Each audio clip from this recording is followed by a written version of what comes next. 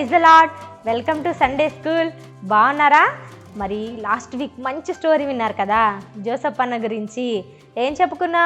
పాపం జోసెఫ్ అన్నని ఎంత ఇబ్బంది పెట్టారు వాళ్ళ బ్రదర్సు, ఎంత హింసించారో కదా పిల్లలు. పాపం జోసెఫ్ అన్నని చాలా హింసించారు. నేను ఏం చేయలేదన్నా, నన్ను వదిలిపెట్టండి అన్న అని రిక్వెస్ట్ చేసినా కానీ వినలేదు కదా. మరి ఈరోజు ఒక మంచి బైబిల్ లెసన్ మీ ముందు తీసుకొచ్చాను పిల్లలు. మరి ఈరోజు మనం చెప్పుకోబోయే స్టోరీలో మరి బ్రదర్ అండ్ సిస్టర్ ఎంత మంచిగా ఉన్నారో, ఎంత మరి ప్రేమ కలిగి ఉన్నారో ఈరోజు విన్నామా? సరే, మరి మీరు మంచిగా అందరూ కూడా శ్రద్ధగా వినాలన్నమాట. ఓకేనా? Are you ready for the Bible story? Okay. మరి ఫస్ట్ నేను మరి వాళ్ళ గురించి తెలుసుకునే ముందు వాళ్ళ మమ్మీ డాడీ వాళ్ళని పరిచయం చేయాలి కదా మీకు. మరి వాళ్ళ మమ్మీ పేరేమో యోకేబేదు, వాళ్ళ డాడీ పేరేమో అమ్రాము. మరి అంకుల్ పేరేంటి? అమ్రాము. ఆంటీ పేరు యోకేబేదు.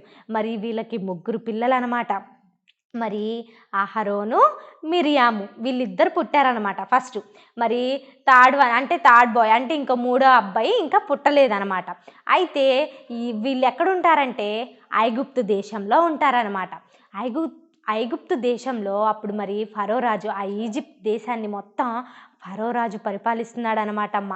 అయితే అక్కడే అందరూ కూడా ఐగుప్తు దేశంలోనే ఇశ్రాయేలీలు ప్రజలు, ఐగుప్తీలు అందరూ కలిసి ఉంటారనమాట. అప్పుడు ఇక్కడ ఫరో రాజు ఏం ఆలోచిస్తాడంటే, ఐగుప్తులో ఉన్న ఫరో రాజు ఏంటి, మన ఐగుప్తీల కంటే ఇశ్రాయేలీలు ఏంటి ఇలా పెరిగిపోతున్నారు, వీళ్ళేంటి ఇలా విస్తరించిపోతున్నారు, వీళ్ళేంటి చాలా మంది అవుతున్నారు, మాకంటే ఎక్కువ మంది జనం అవుతున్నారని చెప్పి ఒక రూల్ పాస్ చేస్తాడనమాట. ఏమనంటే, ఎవరైతే మగపిల్లలు 2 సంవత్సరాల లోపు వాళ్ళు మగపిల్లలు ఎవరైతే ఉంటారో వాళ్ళందరినీ చంపేయండి అని చెప్పి మరి తన రాజ్యంలో ఒక రూల్ని పాస్ చేస్తాడనమాట. అప్పుడు పాపం వెంటనే అందరు మగపిల్లల్ని ఎక్కడ దొరికితే అక్కడ చిన్న పిల్లలు అందరినీ కూడా చంపేసేవాళ్ళు అనమాట అమ్మ. అయితే ఆ టైంలోనే మరి అమ్రామ్ అంకుల్కి, యోకేబెద్ ఆంటీకి ఒక బాబు పుడతారు. ఫస్ట్ ఎవరు పుట్టారు? అహరోను, మిరియాము పుట్టారు. మరలా ఈ రూల్ పాస్ చేసే టైంకి ఎవరు పుడతారు? మరలా ఒక బేబీ బాయ్ పుడతారన్నమాట. అప్పుడు ఆ బేబీ బాయ్ని ఎలా పెంచాలి, మరి వీళ్ళ చేతిలో పడితే ఎలాగైనా చంపేస్తారు. అసలే రాజుగారు మరి ప్రతిరోజు మరి రాజ్యం నుంచి కొంతమంది మనుషుల్ని పంపిస్తున్నాడు.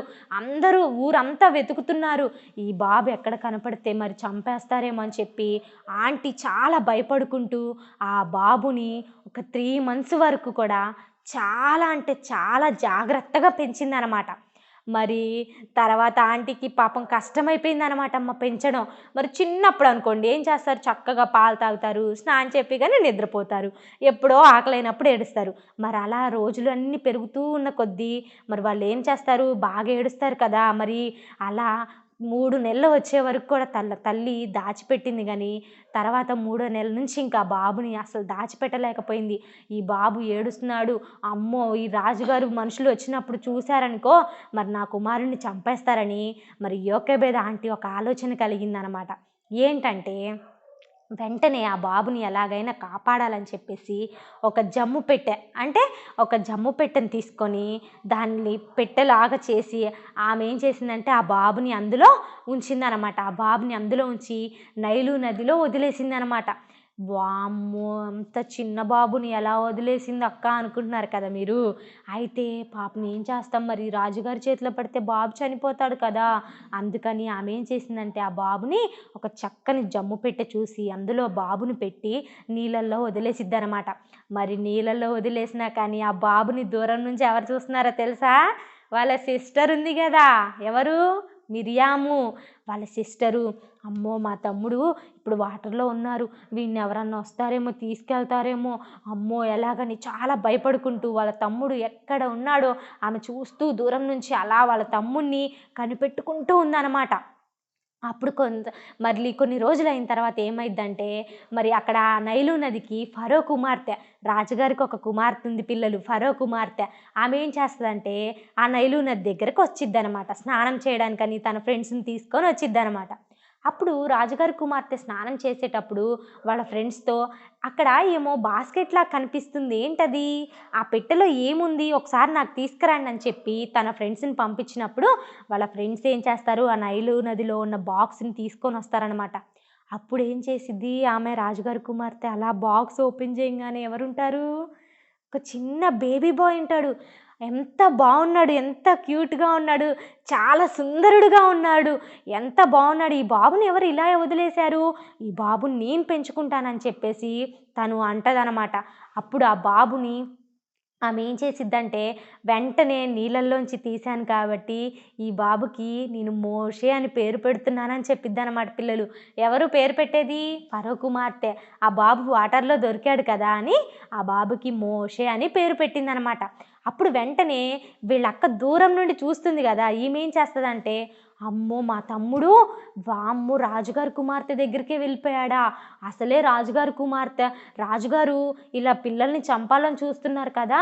ఈమె దగ్గరికి వెళ్ళిపోయాడేంటి అని చాలా భయపడుతూ, చాలా టెన్షన్ పడుతూ పరిగెత్తుకుంటూ రాణిగారి దగ్గరికి, ఆమె రాజుగారి కుమార్తె దగ్గరికి వెళ్ళిద్దనమాట.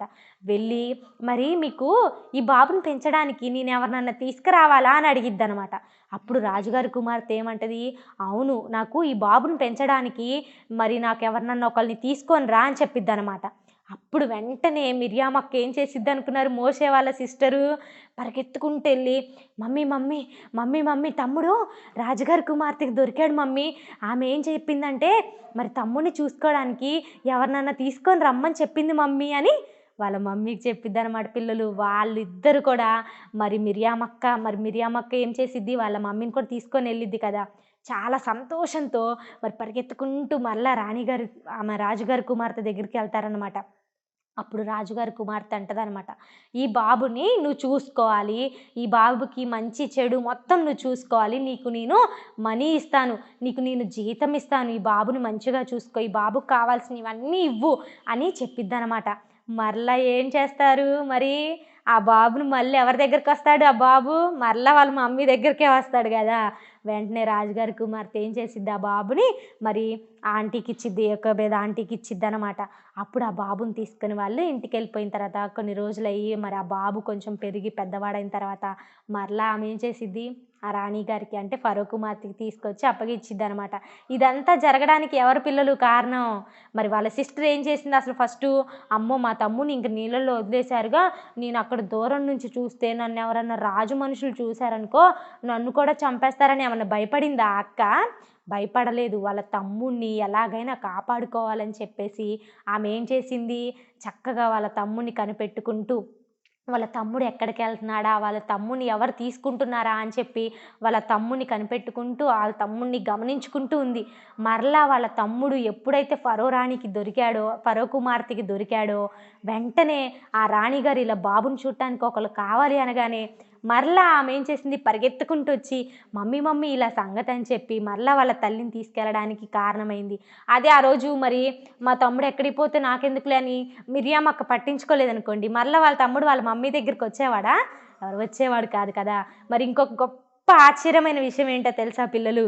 ఏ రాజైతే మరి మగపిల్లలందరిని, ఇశ్రాయేలీయుల ప్రజలందరిని చంపాలని చూసాడో, ఆ రాజింట్లోనే ఎవరు పెరిగాడు? మోషే పెరిగాడు గదా! ఎవరైతే చంపాలని చూసారో మరి ఆ రాజింట్లోనే మరి మోషే పెరగడం ఎంత గొప్ప వింతో కదా! మరి ఎంత చక్కగా వాళ్ళు ఇద్దరు బ్రదర్ అండ్ సిస్టర్స్ ఎంత మంచిగా ఎఫెక్షన్ కలిగి, మరి ఎంత ప్రేమ కలిగి ఉన్నారు. మరి మీరు కూడా మంచిగా మీ సిబ్లింగ్స్‌తో మంచిగా ఉంటున్నారా? మరి ఈరోజు కూడా ఈ లెసన్ నుంచి మనం ఏం నేర్చుకోవాలి? మోషే, మరి అహరోను, మిర్యాము వీళ్ళ ముగ్గురులాగా బ్రదర్ అండ్ సిస్టర్స్ లాగా మంచిగా ఉంటూ, మరి మన తమ్ముళ్ళని, మన సిస్టర్స్‌ని, మన బ్రదర్స్‌ని అందరిని ప్రేమతో ఉంటూ, మరి ఒకరి పట్ల ఒకరు ఏం చేయాలి? ప్రేమ కలిగి జీవించాలనమాట. మరి బైబిల్‌లో ఇంకొక బ్రదర్ అండ్ సిస్టర్స్‌లు కూడా ఉన్నారు పిల్లలు. ఎవరోళ్ళు? Lazarus, Mary, Martha. మరి వీళ్ళు కూడా ఏం చేశారు? మరి లాజరస్ ఎంతో సిక్కుగా ఉంటే తన తమ్ముడిని ఎంతగా ప్రేమించారు. మరి దేవుడి కోసం మరి ఎంతగానో వాళ్ళు ఎదురు చూసి మరి వాళ్ళ తమ్ముడిని బతికించుకున్నారు కదా! మరి అలా బైబిల్‌లో చాలామంది ఉన్నారు పిల్లలు బ్రదర్ అండ్ సిస్టర్స్ ప్రేమ కలిగి. మరి మనం ఏం చేయాలి? లాస్ట్ వీక్ విన్న స్టోరీలో జోసెఫ్ అన్న వాళ్ళలాగా ఉండకూడదు. మరి ఈరోజు ఎవరిలాగా ఉండాలి? మంచిగా మిరియాము, మోషే అన్నలాగా ఉండాలి. మంచిగా సిబ్లింగ్స్‌తో కలిసిపోయి మరి మనం ఎక్కడికెళ్ళినా కూడా ప్రేమ కలిగి ఒకరి పట్ల ఒకరం ఉండాలి పిల్లలు. స్టోరీ నచ్చిందా? మరి ఈ రోజు నుంచి మీరు కూడా ఏం చేస్తారు? బ్రదర్ అండ్ సిస్టర్స్ మంచిగా కలిసి ఉంటారా? సరే పిల్లలు, స్టోరీ విన్నారు కదా! మరి నెక్స్ట్ ఏం చేయాలి మరి మనం? మెమరీ వర్స్ ఏంటో చూద్దాం. ఓకేనా?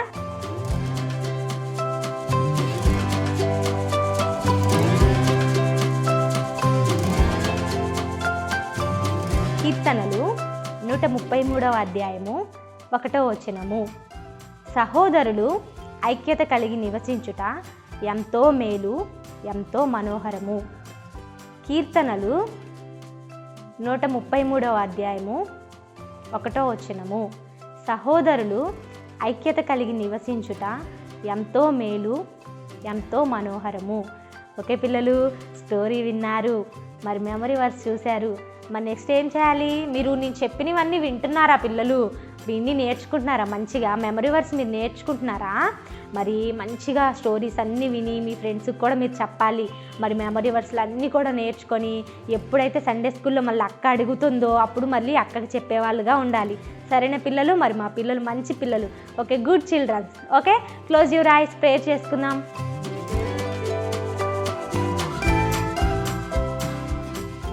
పరిశుద్ధుడు అయిన తండ్రి, మీకు వందనాలు, స్తోత్రాలు నాయన.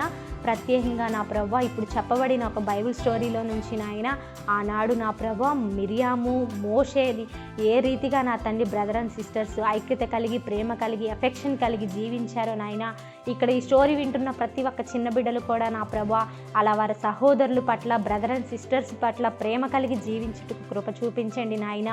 ఎక్కడ కూడా అపవాదికి చోటిచ్చే వారంగా ఉండకుండా నాయన, మోషే జీవితం నుంచి నా ప్రభా ఈ చిన్న బిడ్డలు నేర్చుకున్న గొప్ప పాఠానికి వందనాలు, స్తోత్రాలు తెలుపుకుంటున్నామయ్యా.